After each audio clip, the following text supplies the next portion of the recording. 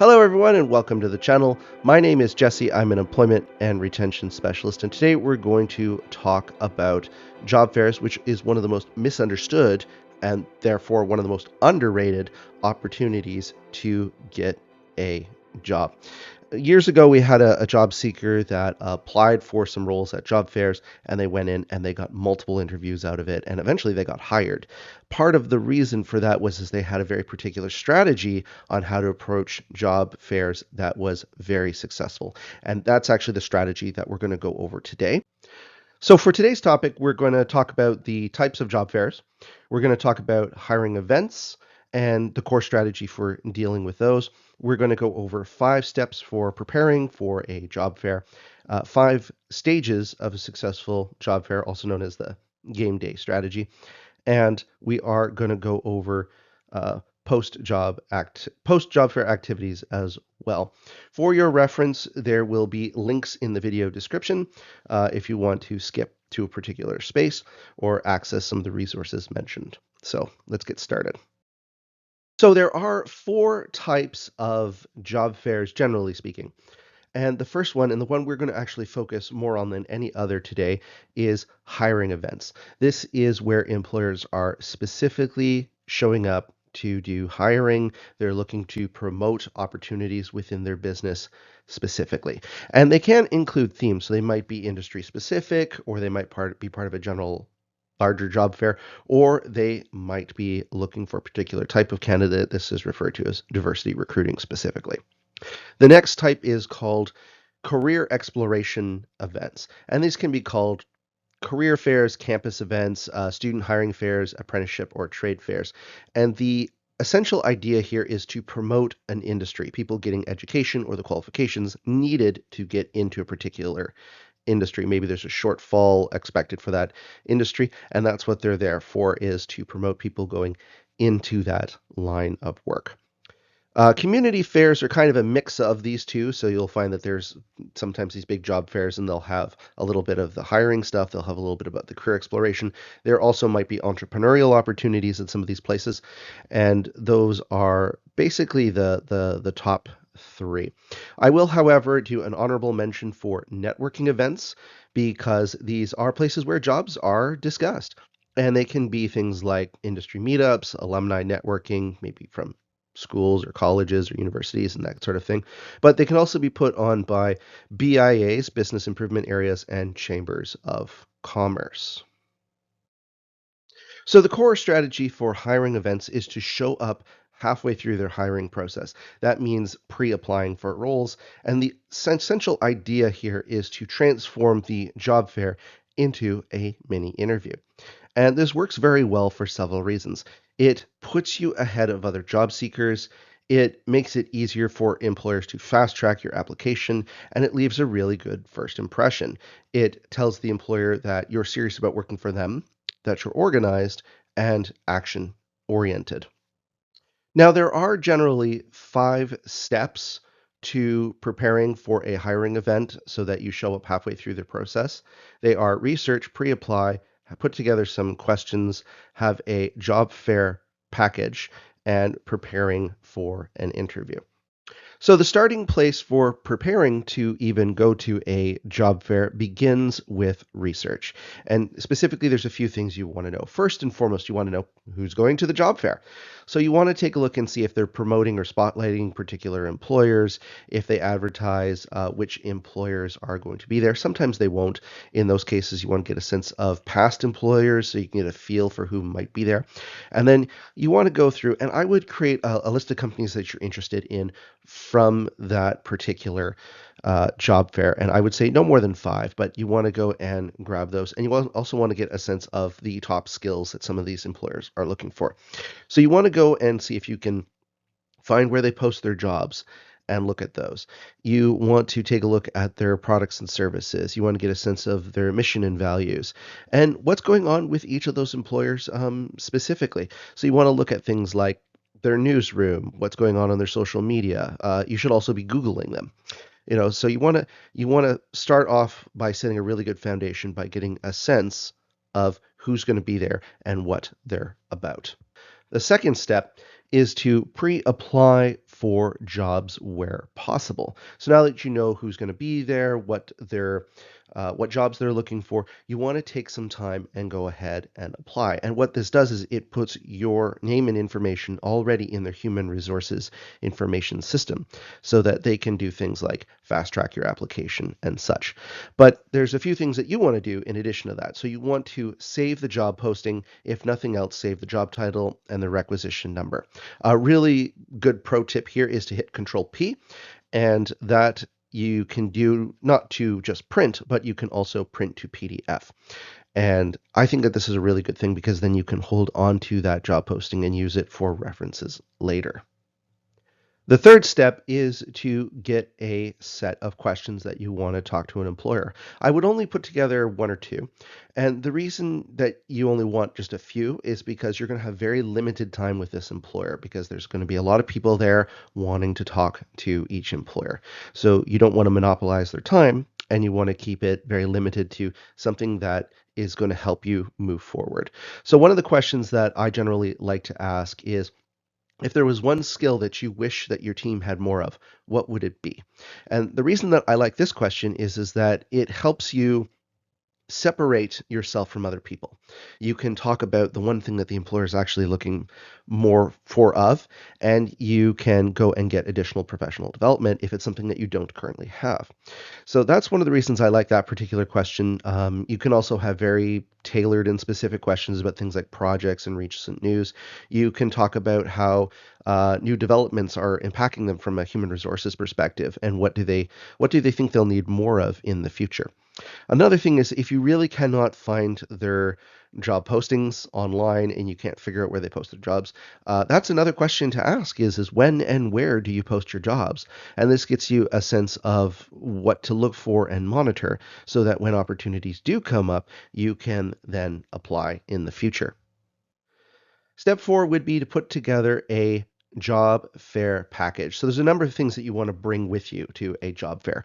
And the first I would say is you want to set aside some professional clothing and a snack because you want to set up that really good first impression. And part of that is looking professional, being professional, but also, it's not a terrible idea to have a small snack with you, just to help with energy throughout the day.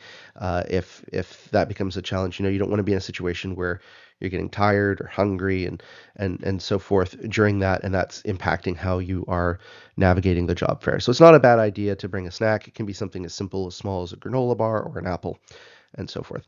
I do recommend putting together a package for each of the employers that you're interested in visiting, and it doesn't have to be terribly complex. What I would say is it should be the resume and cover letter in which you applied for, and the job posting that you also applied for. I would just simply staple those together, and you can hand that to the employer. Basically, it's like rehanding in an application. And this gets anyone who's on site an immediate understanding of what you applied for, when you applied for it and all that sort of stuff, so that they can examine your particular application on the spot. Additionally, I would say bring additional 5 to 10 resumes because it never fails. There's always a ringer that comes into a job fair. Someone who wasn't supposed to be there, they've come in the last minute, and you didn't actually get a chance to pre-apply for any of their roles. So I would recommend bringing some extra resumes so that you can give out some resumes and that you're not completely caught off guard by that. It's also not a bad idea if you're talking with two recruiters, you can give a package to one and a resume to the other. Additionally, I would also say bring some sort of notebook and pen. This can either be, a tablet. Obviously, you wouldn't use a pen with a tablet unless you have a stylus or something, but, something for taking notes and keeping your list of questions and list of employers. So this way you can stay organized. So step 5 is preparing for talking to employers, for introducing yourself. So one of the things that you will almost certainly be asked is in one way, shape, or form, some variant or another, is tell me about yourself. And basically the employer's just saying, can you just give me a quick summary of who you are? So you don't want to take very long, again, job fair. So I would have a spiel no longer between 30 to 40 seconds long, and it should speak to your professional journey. I would keep the personal details out, but you want to stick specifically to how you got to where you are. So I usually teach people to go over what is called the 3 point intro. And that stands for your past, your present, and your future. Also known as who are you? What's been your journey so far? What got you here? Your present, what skills do you have that are relevant to the situation or to the employer? And then your future, what are you looking to do next? Are you open to working for the employer? And this is a very quick intro, it's a very short intro, and it hits all the key things that an employer will be looking for. So now let's talk about the game day, and we're going to talk about scouting, warming up, approaching, connecting, and closing. So the very first thing you want to do just before going into the job fair is to just take a couple of seconds, just make sure that you're organized before you walk in. From there, you want to do what is called scouting the job fair. And very simply, it's just walking around the job fair and noticing where the employers are that you want to connect with, where are they located. Some job fairs have a map. It's not a bad idea to get your hands on one of these so that you can see where all the different employers are located. If I see someone that I know, I go up and I spark a conversation with them, and that's part of warming up for the job fair. But otherwise, I go and see where everyone's located, and I mentally create a plan in my mind of which employers I'm going to go see first and when, which I'll talk more about in a second. But things that I'm looking for specifically is A, is there anyone I already know?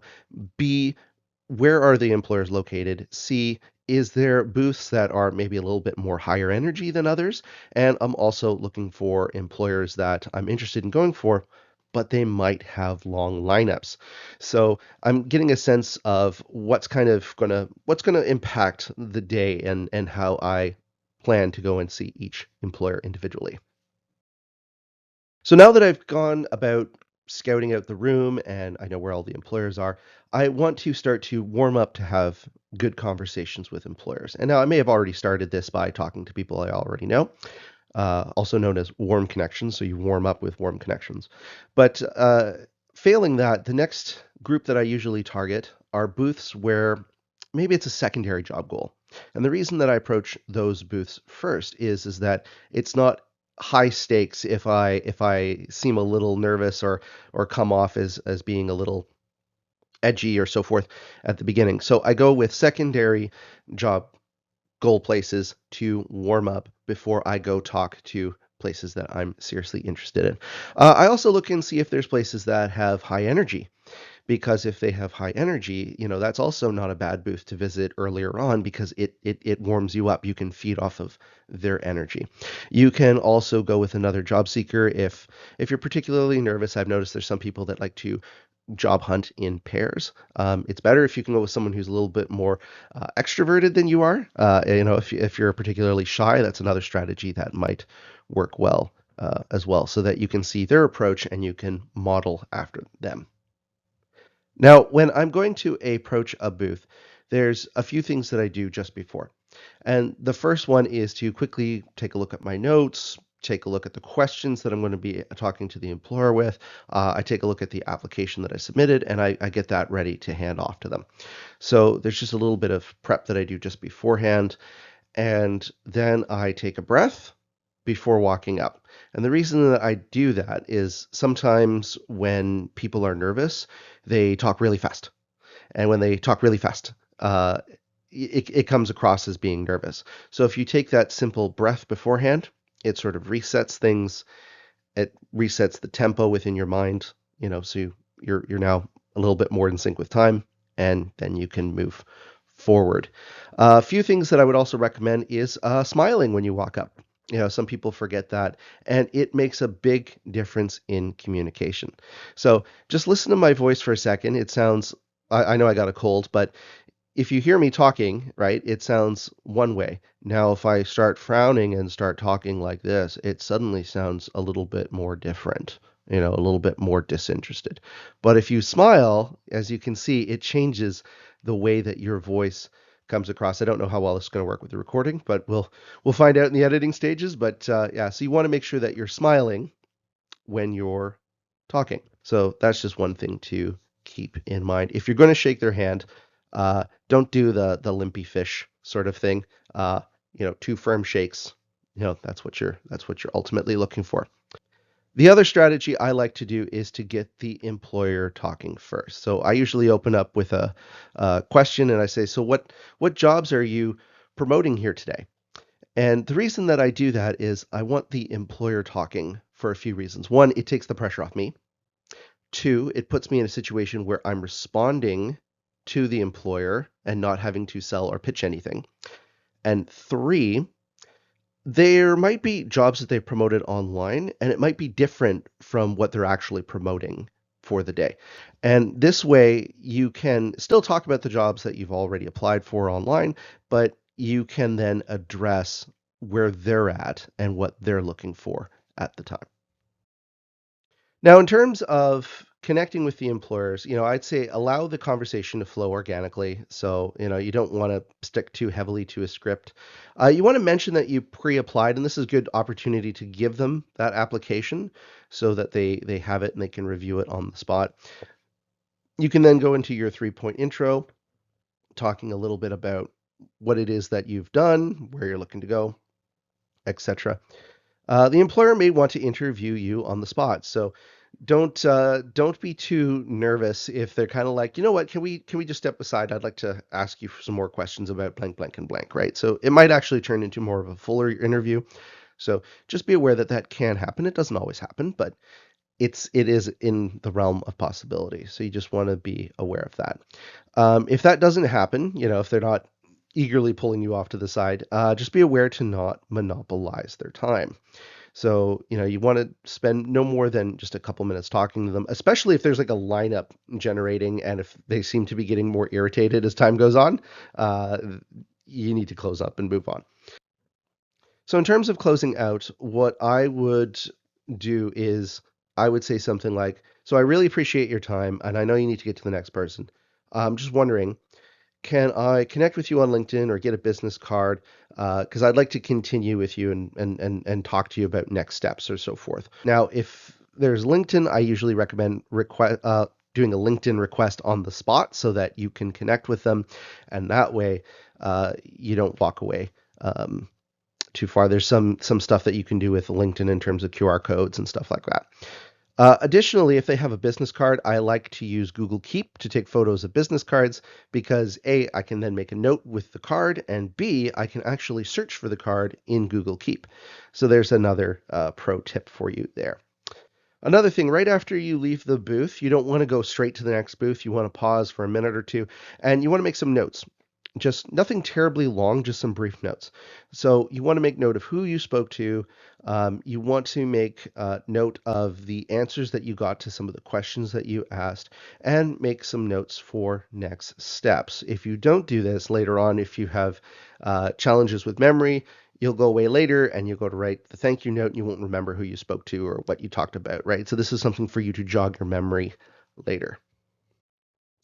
All right, so let's talk about post job fair activities. And the main purpose of this section is to reinforce what you've learned and keep the conversation going. So we're going to talk about post job fair connections, writing a thank you note, and I'm gonna give you a pro tip for Gmail related to this. Now, after the job fair is over, one of the things that you want to do is send a thank you note or LinkedIn request with a thank you note in it within 24 hours. And the reason that this is important is you are essentially reminding the employer of your conversation. So it's like having a mini interview twice because there's the one that you had, but there's also the time that they're remembering that conversation. So it's a really important step to the job fair is to send a thank you note. And it's a really good idea to mention something that specifically happened during the conversation. Maybe talk about the role that you applied for, or something that you learned, or something really fun at the booth. Something to remind them of the conversation. And then you also want to include reference to what the next steps are that you guys already agreed to. So here is an example. It was great connecting with you today at the Works for You job fair today, or yesterday. I really enjoyed hearing about the team's work on the development project. Our conversation really reinforced my interest in the project coordinator role, and I'm looking forward to next steps. I will follow up as discussed, and I appreciate the chance to stay connected. And what this does is it's now reminded the employer that you guys specifically discussed this project and that you're interested in a role associated with it, and that there are next steps. Obviously, you can be a little bit more customized than this and mention what the actual steps are going to be, but this is just a general template to give you a rough idea. So one of my pro tips for sending thank you notes or anything that might go out at a specific time is to use Gmail to schedule the note going out. And I usually recommend sending thank you notes first thing in the morning, probably around 9 o'clock, 9:02, 9:03. And the reason for that is you want the thank you note to arrive right at the beginning of their day when they're thinking about what are all the things they have to do for today and they're reviewing their schedule and their emails and stuff like that. So it's a perfect time to send that. And the reason is that it then ends in their mailbox exactly when they're doing those activities, so that your thank you note then factors into the tasks they have to do for that day. Go to the send button, but right next to it is an arrow, and you click on that, and it says schedule send, and you can specifically pick a date and time in which to send your thank you note. So, the big takeaways from today's workshop is that the core strategies for hiring fairs specifically is to turn the job fair into a mini interview. It's not just a place to drop off your resume, but it is a place to really make connections with employers. That's the focus, not necessarily dropping off your resume. There is 5 steps to accomplishing this, and that is researching the employers, pre-applying, preparing some questions, building your job fair package, and being ready to talk about yourself. And then there's 5 strategies for successful job fairs on game day, and that would be, you want to scout the room, see where things are, identify key employers, warm up with warm contacts, and approach employers, connect with them, give them your application, close by getting their contact information and confirming next steps. And then you want to reinforce the conversation the very next day by sending them a thank you note within 24 hours. That makes your conversation memorable. So I hope you enjoyed this workshop. And of course, feel free to like, subscribe, send this to someone who you think needs it, and we will catch you next time.